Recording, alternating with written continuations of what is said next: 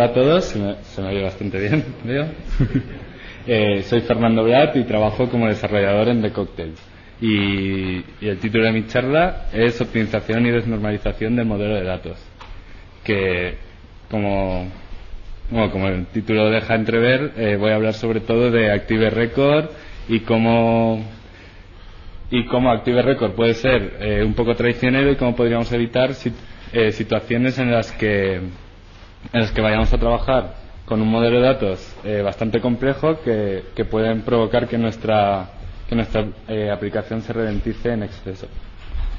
Y bueno, esto en concreto lo vamos a mostrar con un ejemplo que nos sucedió en la coctelera y cómo lo solucionamos, ¿de acuerdo? Y bueno, y la idea también es sacar como conclusión que Active Record está muy bien, pero que no hay que fiarse, ¿vale? Y que tratar de encontrar cuellos de botella para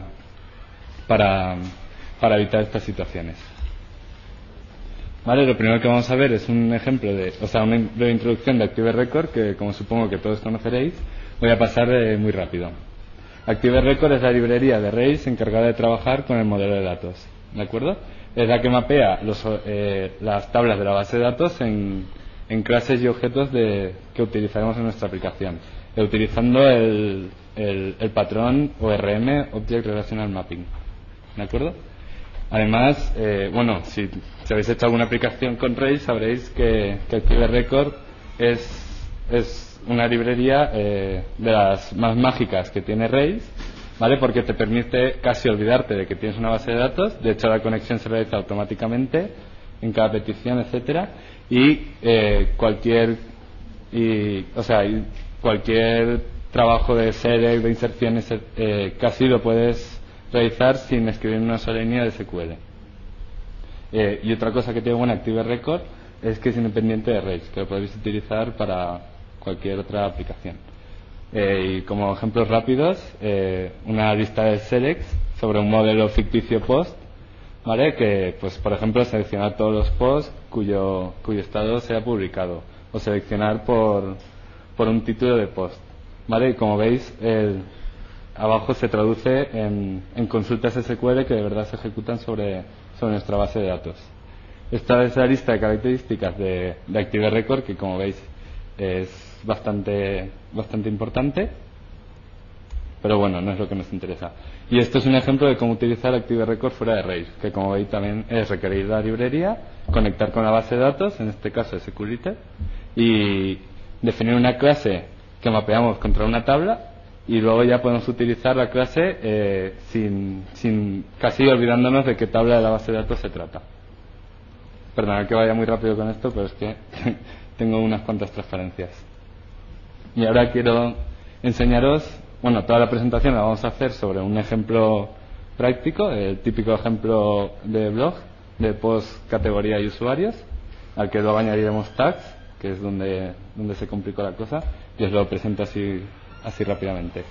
Tenemos una clase categoría relacionada con muchos posts, ¿de acuerdo? Luego tenemos una clase persona relacionada que a su vez también tiene muchos posts, y por último la clase post, que es el centro de la aplicación, que está relacionada con categorías, con personas a través de una relación que hemos llamado autor, ¿vale? Y de la cual ha de tener un título y un cuerpo.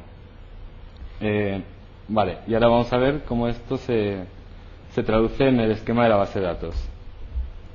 En realidad no he puesto todos los atributos porque solo me interesa que veáis que en la tabla de post hay una clave foránea o ajena a la tabla de usuarios, ¿vale? Y que la relación de post con categorías, como es una relación MAN, se mapea en una tabla intermedia, ¿vale? En la tabla intermedia hay una clave foránea a post y otra clave foránea a categorías. Y en categorías no tenemos ninguna clave foránea.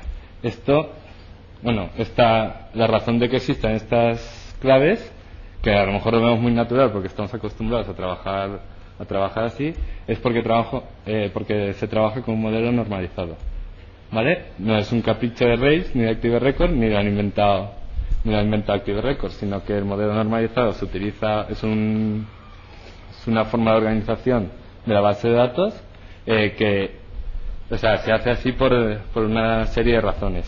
Impide la duplicación de datos, evita la inconsistencia de los mismos y a su vez produce esquemas que son mucho más fáciles de entender y de manipular. Y además que está todo como mucho más ordenadito y más claro. Es una tabla por entidad, digamos.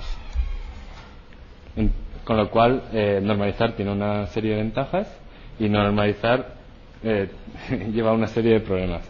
Sobre todo inconsistencia, que estaremos duplicando datos y es muy fácil que si tenemos un dato duplicado se nos olvide actualizarlo en los n lugares en los que se encuentre, ¿vale? Y que estamos aumentando la complejidad de nuestro código por el simple hecho de que haya que actualizar un mismo dato en varios lugares, ¿vale? Pero sin embargo también trabajar con un modelo normalizado tiene una serie de problemas. Por ejemplo, category.post es como diríamos en Rails sacar todos los posts de una categoría, ¿de acuerdo?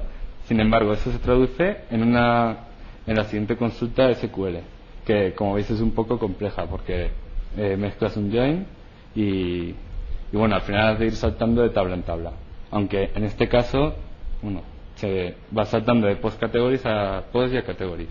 En este caso tampoco se trata de una consulta extremadamente pesada, porque un usuario, pensar en el caso real, un usuario va a tener 1000, 2000, 3000 posts, 10.000 en el caso de microsiervos, pero joder, no va a ser un modelo extremadamente grande, sobre todo porque estamos a nivel de usuario, ¿vale? ¿Cuántas categorías va a tener un usuario? Tampoco muchas. Con lo cual, en este caso, trabajar con un modelo normalizado no va a ser una tarea tan pesada y va a cargar tanto la base de datos como para que nos compense, o suponga un cuello de botella en nuestra aplicación. ¿De acuerdo? Pero en este caso concreto y porque estamos a nivel de usuario. Sin embargo, llegó un día, esto es sobre el caso que nos sucedió en la coctelera, que un día dijimos de introducir los tags en los posts, ¿vale? Para ello introdujimos el plugin de Ads Tagable que creó David Heinemeier, ¿vale? Se trata de un plugin polimórfico, lo que significa que cualquier modelo en nuestra aplicación puede actuar como tagable y el plugin está pensado para introducir dos modelos: el modelo tag, que simplemente almacena un identificador y el nombre del tag, y un modelo tagging, que es el que se encarga de relacionar un tag con la clase a la que estamos haciendo tagable.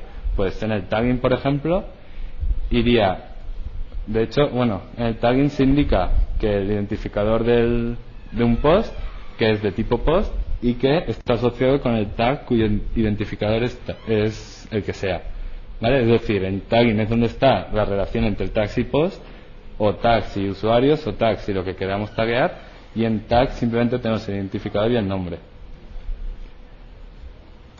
Pero aquí vemos cómo todo esto viene con el plugin, ¿vale? Con el plugin por defecto.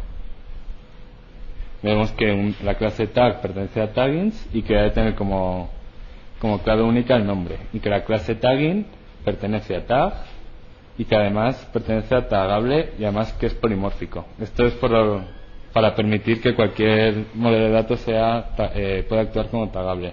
Y además nosotros introdujimos que pertenece a un usuario para poder sacar todos los tags de un usuario.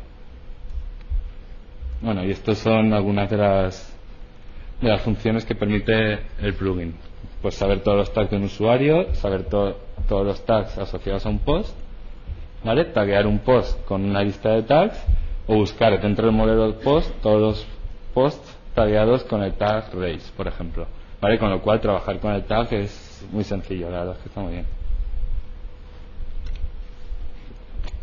¿Y qué se puede hacer con los tags? Pues nada, lo más inmediato y a lo que estamos más acostumbrados es la nube de tags.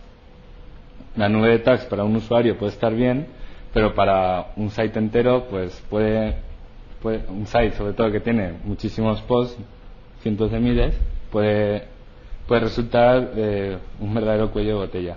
De hecho, nosotros, sin anunciarlo siquiera, el día que sacamos los tags, al día siguiente ya teníamos 4.000 tags diferentes, con lo cual el haber pensado una forma de habernos anticipado el problema casi fue como un alivio, porque no pensábamos que la gente fuera a utilizar tanto el modelo, la posibilidad de taguear posts.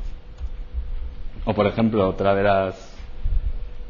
una de las funciones también que se realiza con bastante intensidad sobre la clase de tags es que cuando tú estás escribiendo un post y lo vas a taguear, que según vayas escribiendo se te vayan sugiriendo sobre tus tags una lista con los tags que comiencen por la cadena de datos que hayas introducido.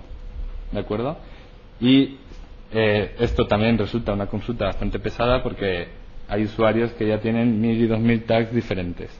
También tienen moral, ¿vale? Pero el problema es que esto se realiza desde la interfaz del usuario, y aunque desde la interfaz el formulario desde el que introduce post, y aunque esa página está cacheada y hicimos todo este rollo de sugerir tags mediante JavaScript, al principio sí que resultaba bastante pesado, pero bueno. Veamos un poquito de código. Por ejemplo, para el caso de la nube de tags, ¿cuál sería la forma de implementar la nube de tags utilizando el sintaxis Ruby y aprovechando las ventajas de Active Record? Pues simplemente tenemos seleccionados todos los tags de nuestra aplicación. Recordar que la nube de tags simplemente es una lista de tags ordenadas por uso, ¿vale? En la que se muestran, los 150 primeros, que es el ejemplo que tenemos en la coctelera. Vale, pero el uso de tags nosotros no lo tenemos en la tabla tag, sino en la tabla tagging, lo que obliga y en la tabla tagging no tenemos un campo que sea contador, sino que simplemente tenemos que contar cada asociación cada relación a cuántos posts está asociada, para luego ordenar y de esa ordenación sacar los 150 elementos o el número de elementos que sea. Esto lo hemos hecho aquí con sintaxis de Ruby. Simplemente es un listado de todos los tags que vamos a ordenar por un tag está asociado a un tagging, y el tamaño de dicho tagging es el número de posts que tiene asociados. Que esto está muy bien, queda muy bonito, y cuando lo escribes dices, ¡guau! ¡Cuánto Ruby sé!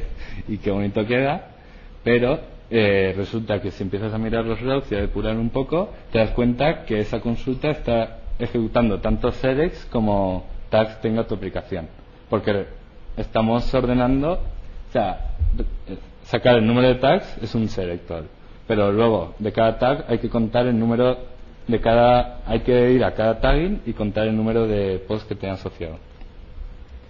Evidentemente esto lo borramos enseguida y dijimos, vale, vamos a mejorar un poco la consulta y vamos a meter SQL a capón. Y nada, es muy fácil, es también otra consulta en la que podemos combinar taggings y contarlos y luego ordenar en SQL y limitar a 150. Con lo cual también estamos reduciendo mucho el número a tantos selects como tags queramos mostrar. ¿Por qué son 150 selects? Porque nosotros estamos todo el rato ordenando por taggings, pero en taggings no tenemos el nombre del tag, con lo cual no podemos mostrar nada en la nube de tags, sino que de cada tagging luego de seleccionar el tag asociado y mostrar el nombre del tag. ¿Vale? Que esto en realidad puede dar... En realidad 150 selects puede ser pesado o no puede ser pesado, pero si a la misma página están accediendo 20, 30, 50 o 100 usuarios a la vez, sí que puede resultar una carga interesante para la base de datos. Entonces, una solución que se nos puede ocurrir inmediatamente es activar caché de esa página. ¿Vale? El problema de dicha caché es que hay que generarla, que la nube de tags puede tener cierta frecuencia a la hora de actualizarse, con lo cual tendremos que borrar caché continuamente, y que también no va a ser una solución a largo plazo, porque ahora, según vaya creciendo la tabla taggings, va a requerir más tiempo ordenarla, con lo cual al final nos vamos a dar con el problema de de bruces. Entonces lo que pensamos fue mantener los modelos que teníamos tal cual y crear un modelo nuevo en la base de datos, es decir, una tabla nueva en la base de datos, pero desnormalizada, combinando toda la información que nos hiciera falta de taggings y de tags, incluso de usuarios, como veremos a continuación, para que pintar una nube de tags requiera el mínimo número de consultas posibles. También introdujimos campos calculados, con lo cual ahora pintar una nube de tags nos cuesta una única select. ¿Vale?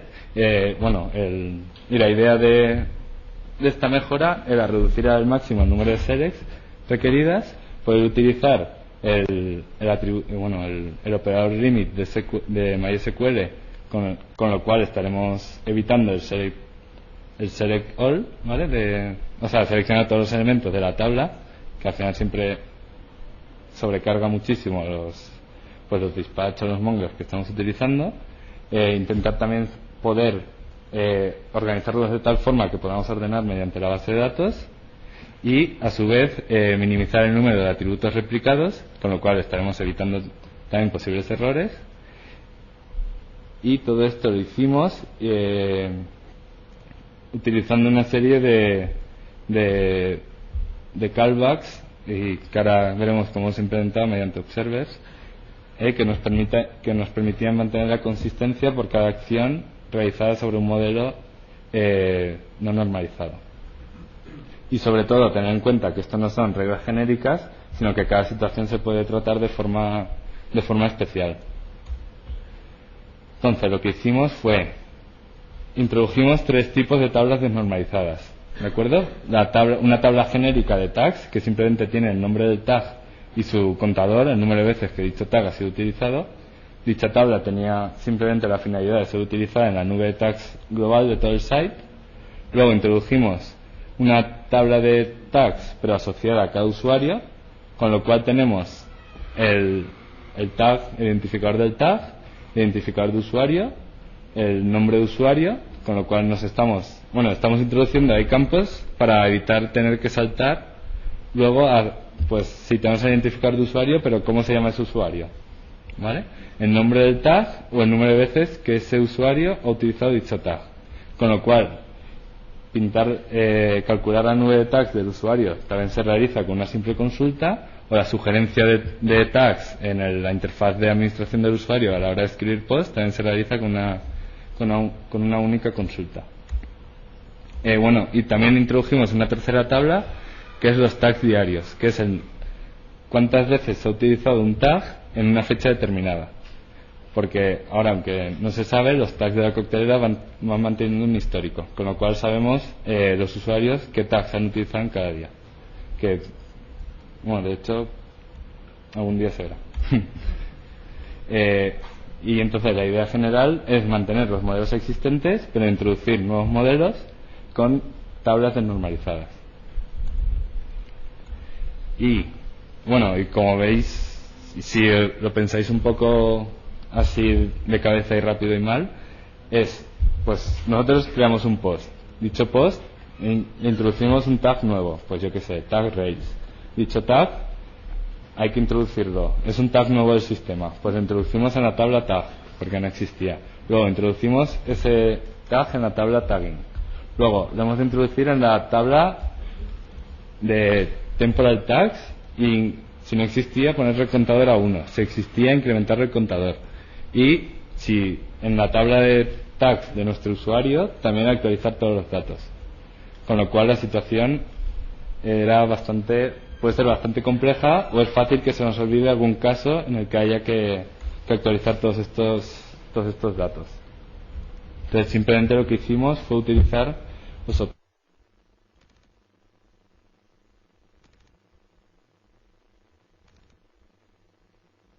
Simplemente es lo que su propio nombre indica, observa un modelo de datos.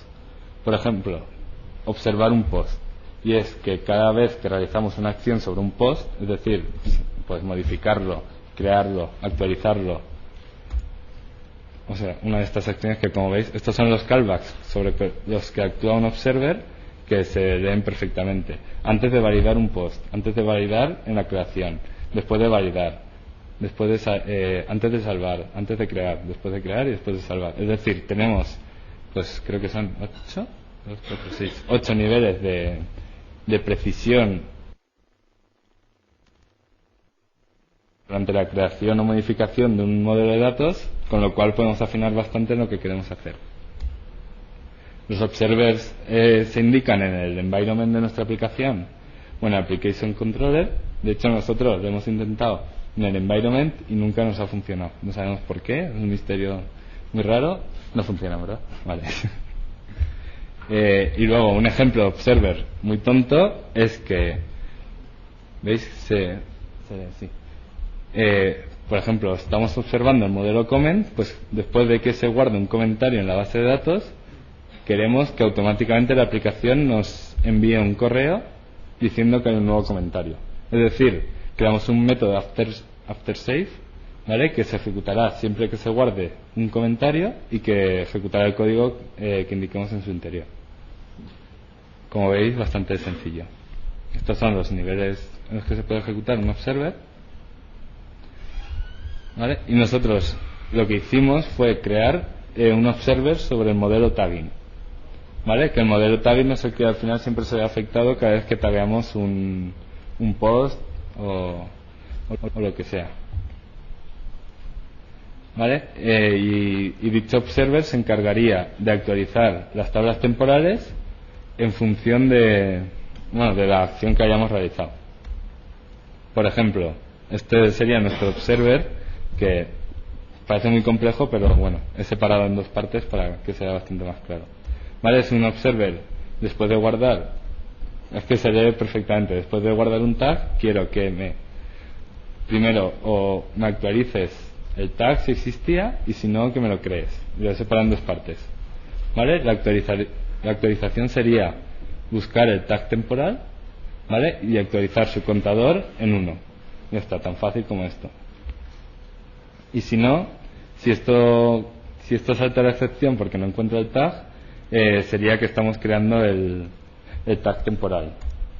Y entonces simplemente rellenaríamos el tag temporal con los atributos que nos hacen falta.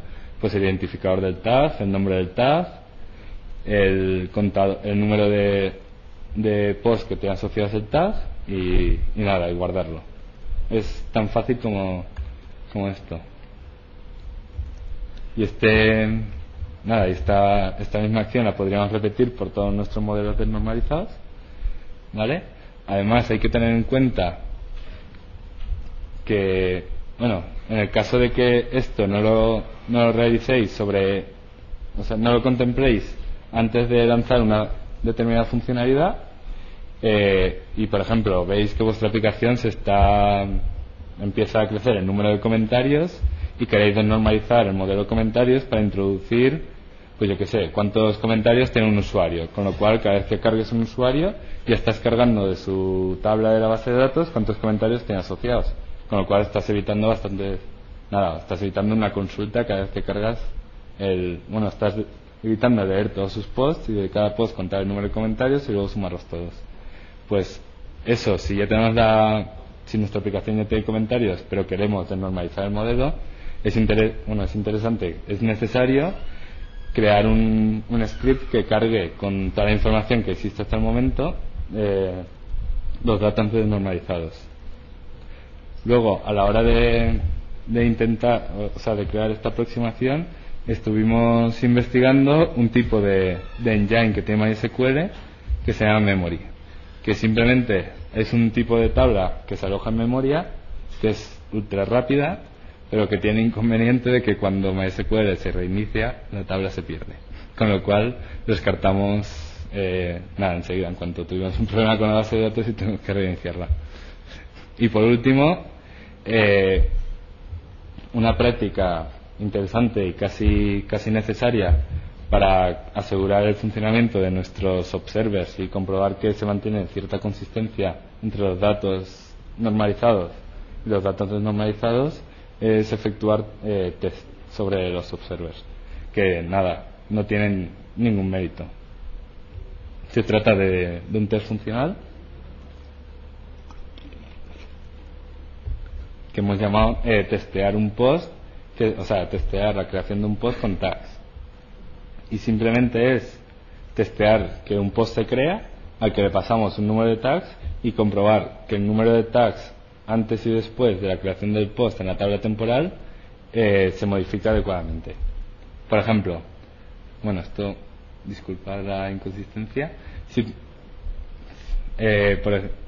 antes de, bueno, entonces lo primero que vamos a hacer va a ser comprobar, una vez cargadas las fixturas y todo, es el número de tags temporales con el nombre citas que tiene nuestra aplicación, y comprobar que el contador de ese tag, si lo hemos utilizado ya, puede ser 2, o si es un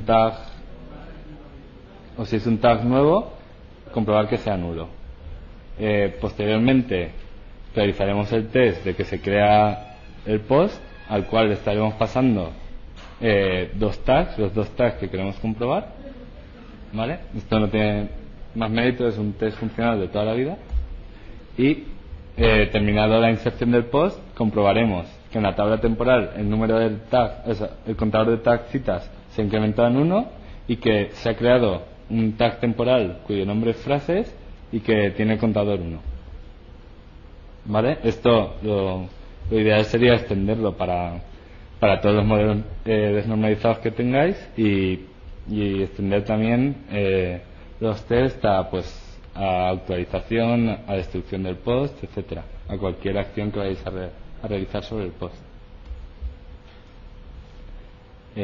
Bueno, justamente es lo que acabo de decir: comprobar todos los modelos desnormalizados, todos los callbacks que vayamos a utilizar, ¿vale? Y cada posibilidad dentro de cada callback. Y siguiendo estas reglas y teniendo un poco de cuidado, no tiene por qué existir inconsistencia en los datos que manejemos. Y termino ya. Pues eso, que hay que tener cuidado con Active Record y con la belleza del código, porque puede sobrecargar sobremanera las consultas a la base de datos que realiza nuestra aplicación. Vigilar los logs para darnos cuenta de situaciones comprometidas, ¿vale? Sobre todo vigilar también peticiones, vigilar el número de megas que utiliza vuestro Mongrel o vuestro Dispatch, ¿vale? Que una consulta que cargue pues con más de 100 megas un Dispatch, pues empieza a ser sospechosa, ¿vale? Luego, tener en cuenta o intentar prevenir estas situaciones empezando ya con un modelo directamente desnormalizado, ¿vale? Y que teniendo cuidado en mantener, o sea, que teniendo cuidado a la hora de actualizar los datos, no tiene por qué existir inconsistencia, que es el mayor peligro de trabajar con un modelo desnormalizado. Y sobre todo, testear para asegurarnos. ¿De acuerdo? ¿Y preguntas? Si alguien tiene alguna pregunta.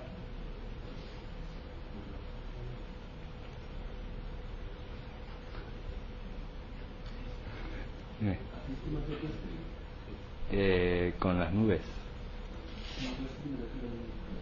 a nivel de hardware. Si lo tenemos las aplicaciones separadas en varias capas. Bueno, tenemos la capa.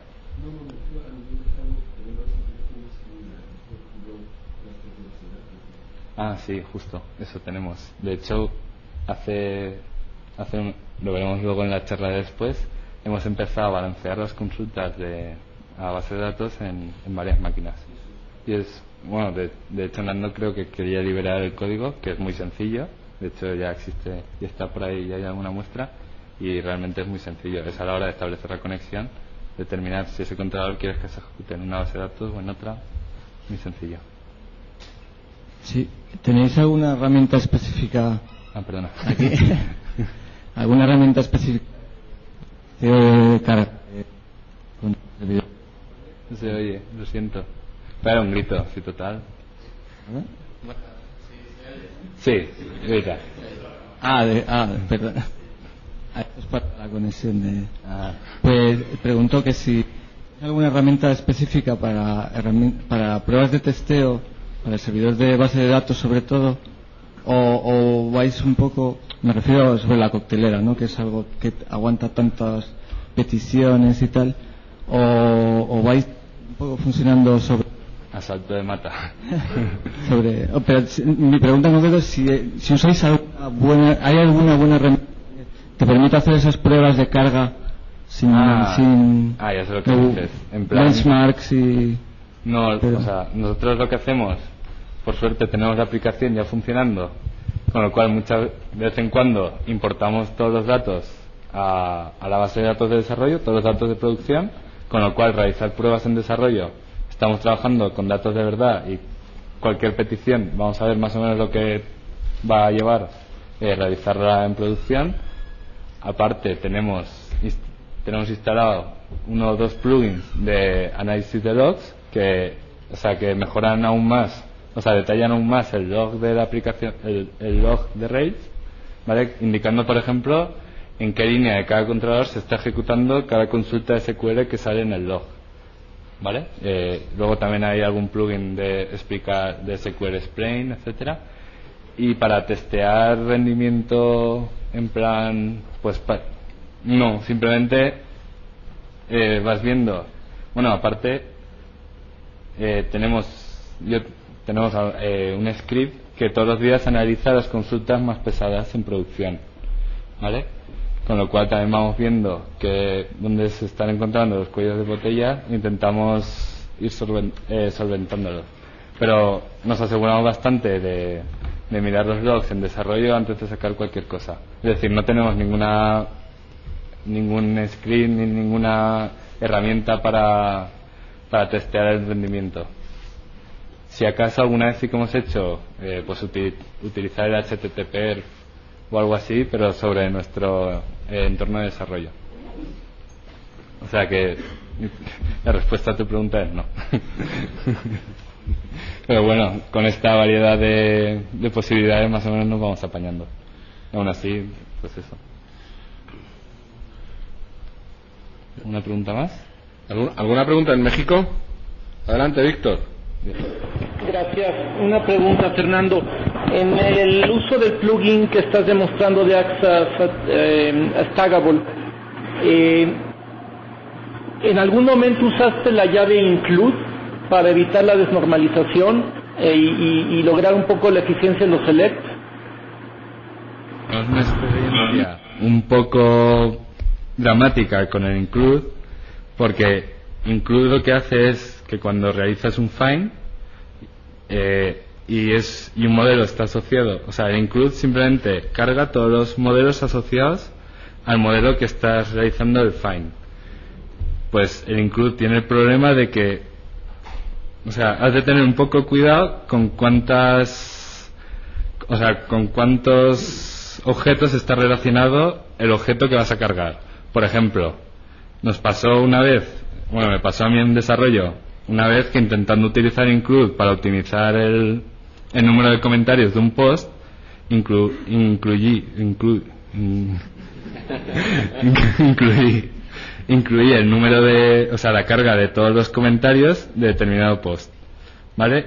El problema es que, como se trataba de datos reales importados de una base de datos de producción, había posts que tenían 800 comentarios o 900 comentarios, con lo cual la petición empezó a crecer en megas y bueno, tuvimos que reiniciar la máquina, pero con lo cual desde entonces tenemos muchísimo cuidado con utilizar el include, sobre todo teniendo en cuenta que en cualquier momento puede darse un caso en el que estés cargando muchísima información y nada, puedes tener un serio problema con tu aplicación.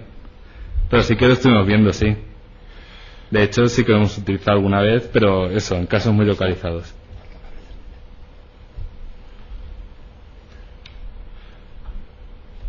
¿Alguna pregunta más para Fernando? Me miras con cara, no es culpa mía, tío, yo estoy con lo del tiempo usándolo.